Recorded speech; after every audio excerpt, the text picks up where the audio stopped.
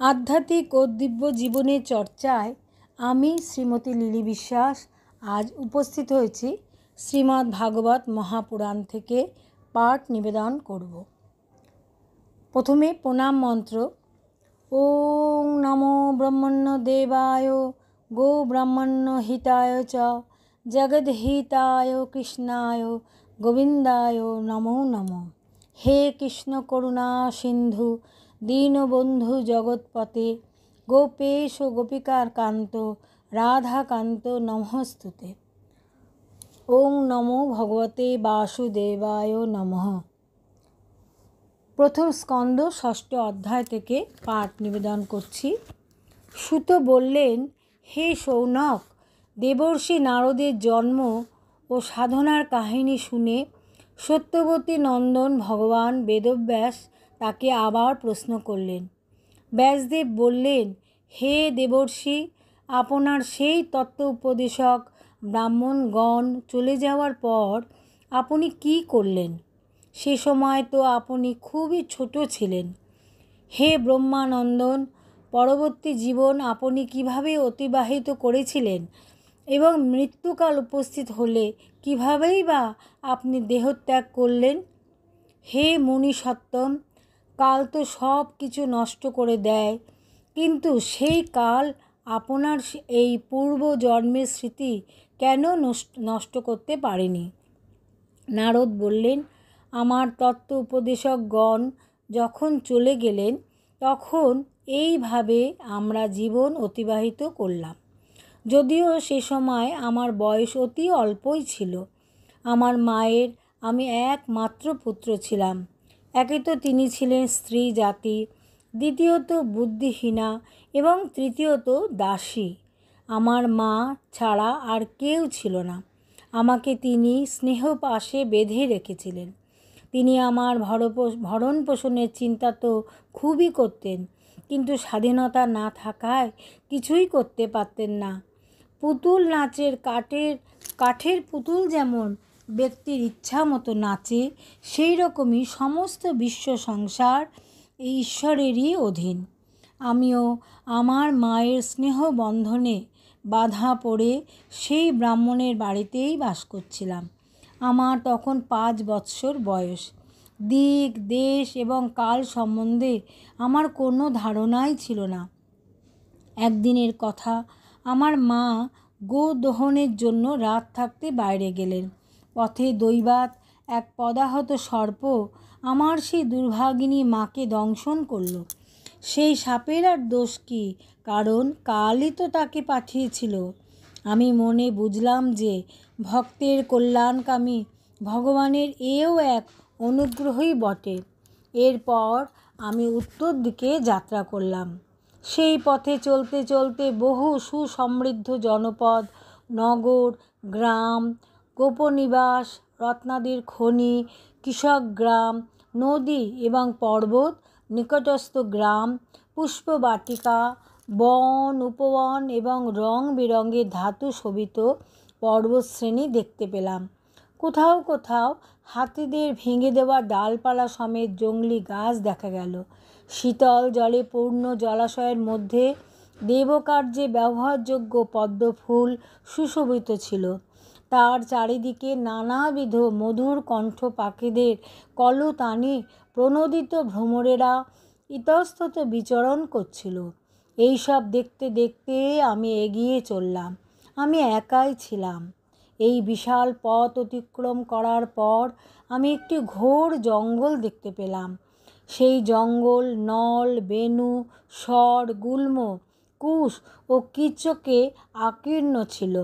দৈর্ঘ্য প্রস্থে সেই অরণ্য ছিল বিশাল, আর সর্প, শৃগাল, পেঁচা প্রভৃতি প্রাণীর বাসস্থান। এই জঙ্গল খুবই ভয়াবহ ছিল। পথ চলতে চলতে আমার দেহ ইন্দ্রিয়াদি অবসন্ন হয়ে গেল। ভয়ানক পিপাসা পেল। ক্ষুধার্ত তো ছিলামই। পথে একটা নদী পাওয়া গেল। তার জলে স্নান, জল পান ও আচমন করলাম। আমার শ্রান্তি দূর হলো। সেই নির্জন বনে এক অশ্বত্থ বৃক্ষের নিচে উপবেশন করলাম। মহাত্মাদের কাছে যেরকম উপদেশ পেয়েছিলাম সেই অনুযায়ী হৃদয়স্থ পরমাত্মাকে মনে মনে চিন্তা করতে লাগলাম।